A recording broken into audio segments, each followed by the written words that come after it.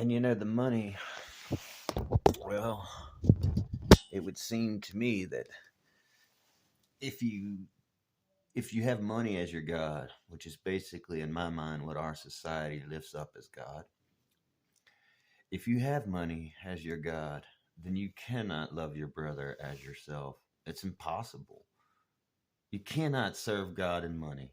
It's period, done deal. This is what my king tells me. If you got beef with that, you got beef with him. I let you and him work that out. But as far as I can see, you can't love God and money. Now, why can't you love God and money? God, you would say, oh, God made money. No, God didn't make money, friend. Man made money.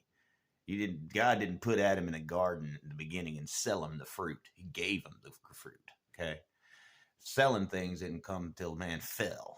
And we're in a fallen state if Christ hasn't resurrected us and brought us to the newness of life that comes through him.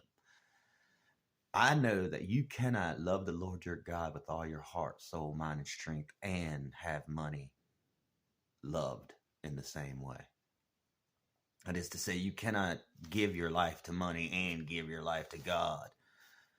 This is to me becoming so real that it affects everything I see now. I see that the reason people aren't trusting one another is because really their God is money.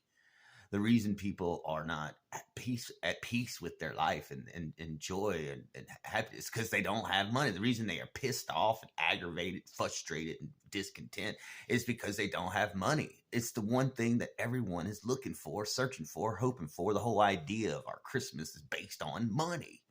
How much? How much was that? How much? How much? And that's all that we care about.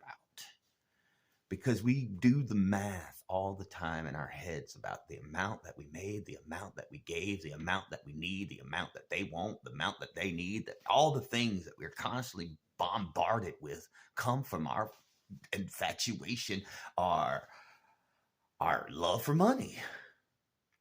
It's the only reason we are breaking our bonds with one another is because we can't trust one another. Almost every divorce happens based on financial difficulties. God, let this not be the case. We are bigger than this as God's people. We recognize that in heaven, the streets are gold because the gold is supposed to be under our feet, not over our heads. If his will be done on earth as it is in heaven, we should recognize the gold as under our feet, not over our heads. And you could use the money to create a path to help people and get to know people and be a minister, a servant to people via the money. Wow, that's a way different perspective, I would say.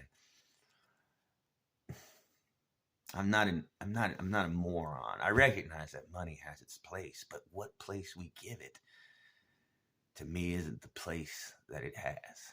I think we've placed it way too high up in the ranks of our lives. And because of this, we don't have the order of God in our lives. Jesus first, me second, and me and money. Well, Jesus ain't interested in my money.